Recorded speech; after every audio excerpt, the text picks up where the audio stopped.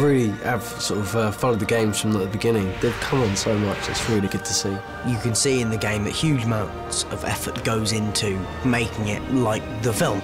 The team works very closely with the movie makers. What that relationship gives us is an ability to make a movie game that's so authentic. Particularly around Hogwarts, you really get a sense of the castle, the space. They give you a sense of the time of day. Not only can you play the game as Harry running through the castle, but you can also stop and look around. It's probably the most complete castle we've built yet. When you're playing the game and you see, Ginny as a character in computer form, it's so real. I think how they've developed it is so amazing. They're starting to look a lot, scarily, a lot like us now. All the moles and stuff, you can see it, it's really weird. It's like looking in a mirror because it is just so, like, perfect. When I first saw the video game characters, I was so impressed. The appearance and the likeness, I was just blown away. The characters in the game now actually deliver performance. That way we can tell the story and all the emotions of the story in a much more concise manner, I think. Using various technology that I will never understand, they have somehow managed to take my face and a performance and transpose it onto the screen. It's a very important thing that we can have characters that are believable. We want them to have feeling, to put that across in the game. You've been invited to join the Gryffindor Dueling Club. I love dueling. It's so much fun, just, throwing spells at your opponents. What's great is that when you play that, there is a huge amount of ducking and diving, and it's very fast-paced. There were certain points in the game where you'll have to come and play in the dueling club, and that'll be all part of your missions. If you're really into the fighting, then you can come and test out your combat, have little challenges. I duelled with Tom Felton, and I beat him 3 times. I'm sure that someone taught him some moves that I didn't know, so here I was sort of flapping my arms about endlessly, and he was just doing a little side thing. You swish down to the left, and it kept, taking half his life, and then another half, and then that was it. So there will be a rematch, mark my words. Time and potions wait for no man.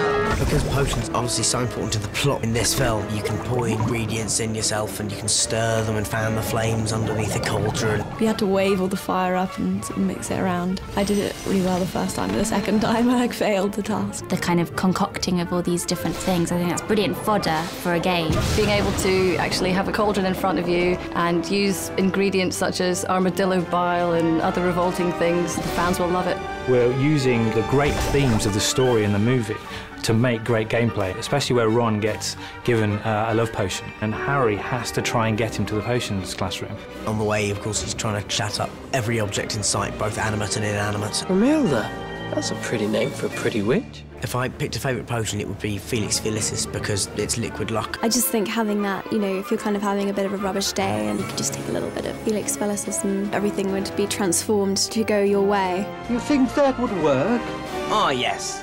I have a feeling it will. Obviously, how could anyone turn that down? If I could create my own potion, it'd probably be a rose-tinted eye drop, so that you see everything in a lovely glow. It would be Pesticidious, because that would be a potion that gets rid of mice and cockroaches in your house, which would be really useful, I think. And it would sell like hotcakes in London. Not bad at all. The rival seeker is back and means business. Ow! That looked like it hurt. This year is a really important year for Harry. He is the Quidditch captain. We've got him playing the Seeker in the Quidditch matches. It's kind of wonderful to be able to play Quidditch again without having to actually film it and be on a broomstick and endure the pain that involves. I saw what the Quidditch stand is going to look like as well. It's going to be pretty amazing. How can you have Potter without some good flying? There's no end to what we can do here. Fantastic! Some of the tricks and skills are pretty cool. There's lots of barging. It's quite physical, so it's going to be very like the movie in that respect. We get to give the fans the experience of what it's like to get to the Quidditch pitch, and then when they get there, they get to play Quidditch. It doesn't really get any better than that, I don't think. And Harry wins the match for Gryffindor! I think there's so much within the Half-Blood Prince that every moment within it will be so much fun to play on the game. It just seems a lot more exciting and closer to the film than we have been before. The thing I like about the game is, it gives me a chance to feel like I'm really performing the spells when you have a reaction from the screen. It really does give you a full experience of the Harry Potter world.